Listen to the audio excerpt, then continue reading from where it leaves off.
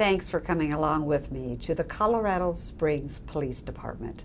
I'm visiting with Lieutenant Sean Mendel, who was one of the key point people and officer for the fire crisis. When you think about the fire, our police department was already covered with work. I mean, they're already so busy, and now with the fire, they had more to do. So, Lieutenant, tell us how you handled all that. How did you handle that evacuation? I mean, it went up to 32,000 people. It certainly did, Carol. And yes, it was a challenge. But all our employees of the Colorado Springs Police Department stepped up, did what they had to do, and made sure that our community was safe. Well, and we felt that. Yeah. One of the best things that we did as an organization was planning. We planned for the evacuation. We had officers that don't normally wear uniforms in uniform. We were prepared, we were set, and we responded as best we could. So what was your first step for the evacuation? Well, on June 23rd, when the fire started, we were called to evacuate Cedar Heights. And what we did at that time was use our on-duty resources. So we had about 2 supervisors in the area with about 15 officers, and they started going door to door, making sure that everybody was out of that neighborhood.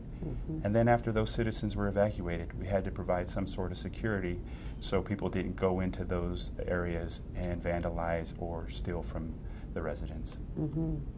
So that was just one small area. Then when the fire really started moving, you had to move into mountain shadows, and that was even risky, wasn't it, because of the fire? Yeah, that was very difficult. We actually evacuated lower mountain shadows on the 23rd as well and had to provide security there. But on the 26th, that Tuesday, it became very difficult. We expected a lot more time than we had to get up there and do evacuations. We ended up getting nearly 30,000 people out of there in approximately 3 hours, and we had over 100 officers to do that job. They went up into the fire, smoke, flames, and doing everything they possibly could do, going door to door again, making sure that people were out and were getting to safety. So then they started moving out, and they were leaving with their cars, so you had to keep them safe doing that. Yeah, traffic control was definitely difficult. It was definitely one of those jobs that I would never want to do again, trying to get 30,000 people plus multiple vehicles. Because you've got to figure each family has at least 2 vehicles trying to get out of there in a safe and orderly fashion. And it was a challenge. I know residents got frustrated, but they kept their cool, they listened to the officers, and we got everybody out of there safely.